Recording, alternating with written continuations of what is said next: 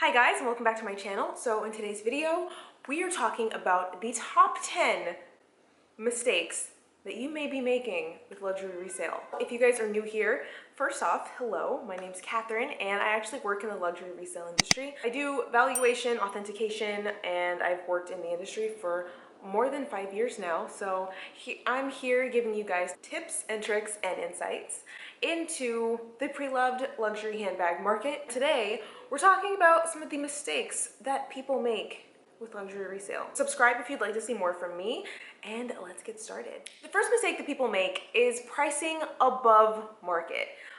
This very, very rarely works. Just do know that with the prevalence of the internet, just know that your listing is sat right in between other listings, possibly of the exact same item in the same color. And people are, generally speaking, want to pay the least amount of money possible to get the most bang for their buck. That's just kind of the way shopping works. So you definitely are allowed to set whatever price you'd like for your item, but just know that if you are ready to sell something, you should consider pricing it along with the market value.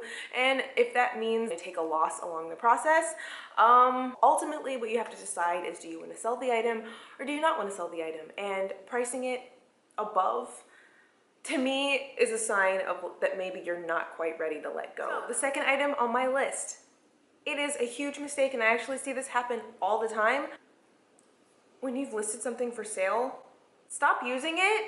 That's not hard, right? If you're continuing to use something after you've listed it for sale, then perhaps you're not ready to sell it, which once again, that's okay. I'm assuming that you have taken photos of the item and you want to make sure that it is in the exact condition from the photos.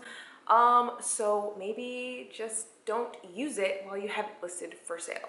And if you've decided that, oh, maybe I want to keep the thing, be sure to take your listings down. So that brings me to number 3, and that is, do your best to clean the item. If there's any cosmetic scuffs, scratches, etc., you might be able to fetch a slightly higher price if any marks or stains or anything that are able to come out will come out. It's always something I do recommend. However, that does not necessarily mean bring it to your local cobbler, leather shop, etc. Normally with those type of things, the money spent on repairing the item, you don't really make up for it when it does come time for resale. We're not talking about a home here. You're not renovating your handbag in order to get more money for it. I always recommend that people sell their items as is. Doesn't mean that, it isn't recommended to, take a leather cleaner to it, try and brighten up the hardware if you can. So number 4 is to be aware of your selling fees. I've done an entire video all about a lot of the resale platforms that are out there that I will link down below in the description box. I have a couple of my favorites that I do like. And this mostly goes for if you're selling directly through PayPal, through like some of the Facebook groups, etc.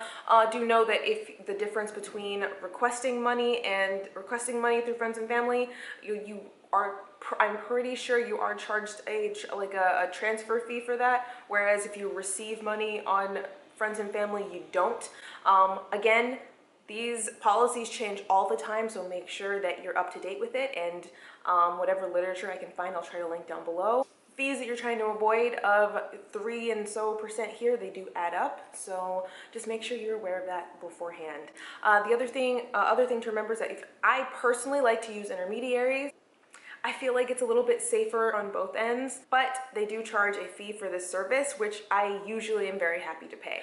Number 5 is not holding on to your accessories. So bags come with all kinds of things. There's the luggage tags, there's, detachable straps, dust bags, boxes, and I like to do my very best to keep all of those things together. Obviously, we're not all able to store every box for every type, every shoe and every keychain, etc. Boxes, I think, are probably on the lower tier because it also adds to your shipping fees. But do try to at least make sure that you keep your dust bag or have a dust bag available, especially for bags and shoes. I like to just store my dust bags inside of the bag itself, and that brings me to the next tip, and that is to make sure that you're storing your items properly. Anything, especially something with structure, especially something that has handles that jut out, what you don't want to do is have that item smushed or restricted in any capacity, because that's going to cause warping to the straps, and all of a sudden your bag that you thought you're going to be able to sell for $1,000 $1,000. Now the highest offer you might get is $500 because it just looks wonky in the photos.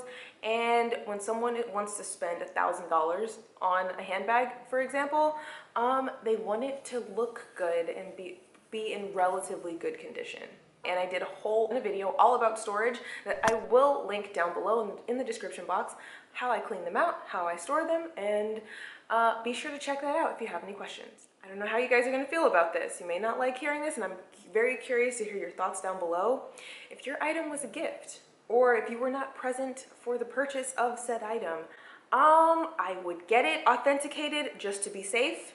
I would say just get like a little $10 quick yes or no. I think it's just really always safe to have those. The reason I say that is because most of the time when I, in my capacity at work, we receive items from clients that turn out to be counterfeit, the item was a gift. I myself have received counterfeit bags as gifts before. It is a lot more common than people realize. So, and just remember that you are responsible for the item that you're selling. I didn't know it was a present or it belonged to my great aunt is not an acceptable response. You're liable for any items that you sell, and it's up to you to make sure that you are presenting your item accurately. Unless you're a professional authenticator like myself, if you're not present for the transaction, just get it authenticated. It's just one less thing to worry about. The next one, super, super important. I can't stress this enough. Do your research on your bag. For example, what is the print called? Does it have a name? What size is it? Can't tell you how often we get calls in at work where people are trying to bring us, let's say, a Louis Vuitton bag. You know, just to further inquire, I ask them what type of bag is it, and they respond a lot of the time with, it's the Louis Vuitton one. That's nice. Is it a Neverfull? Is it a Speedy? Is it a classic? Is it a boy? Like, some seasonal designs may be a bit harder to find than others, but especially if you're going for the classics, like, it's pretty easy to know if you have a Speedy or an Alma or a Neverfull, right? Or a boy, or a Deauville, or a classic flap. It's always good for you to know, so that way you don't have a listing that potentially says like Louis Vuitton purse. Typically when I see listings on places like Poshmark, etc., that say Louis Vuitton purse, that's usually a red flag for a fake, and if it's not described accurately, it could very easily be flagged as not genuine when it could be completely authentic. So that is definitely something to prepare for, and also it's just good to know what it is that you're selling, right? Number 9 is selling at the bottom of the market.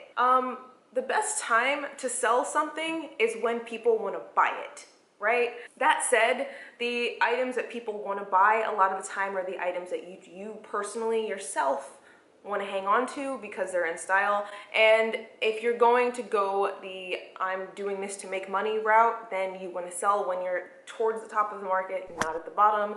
That seems pretty basic on our supply and demand graph, but I feel like it's worth mentioning because I come in contact with people every single week that are unfamiliar with this concept for some reason.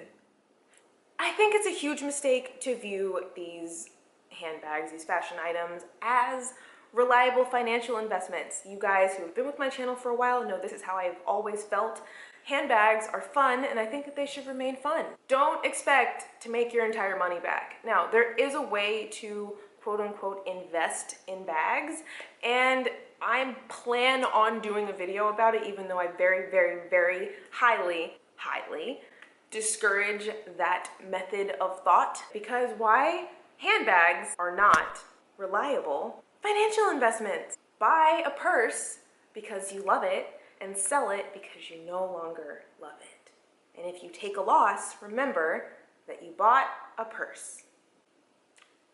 If there are any other reselling mistakes that you have seen out there, please comment them down below. So I have a ton of videos coming up for 2020 all about how I price things and valuation, about authenticity, and more ways to get the look for less. So if you have anything that you would like to see, please also do comment that down below because I want to make sure that I'm giving you guys the content that you actually enjoy. So let's hear some of your thoughts and some luxury reselling mistakes, and I will see you guys in my next one.